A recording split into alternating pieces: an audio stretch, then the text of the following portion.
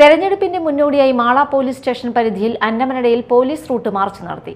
Mala SHO R Rajesh, SI Ajasuddin, SSB 715/A Jharkhand unit sub inspector Bhuvaneshwar എന്നിവരുടെ നേതൃത്വത്തിൽ 75ഓളം സേനാംഗങ്ങളാണ് root മാർച്ചിൽ പങ്കെടുത്തത്. അന്നമനട അമ്പലനടയിൽ നിന്നും ബസ് സ്റ്റാൻഡ് വരെയാണ് മാർച്ച് നടന്നത്.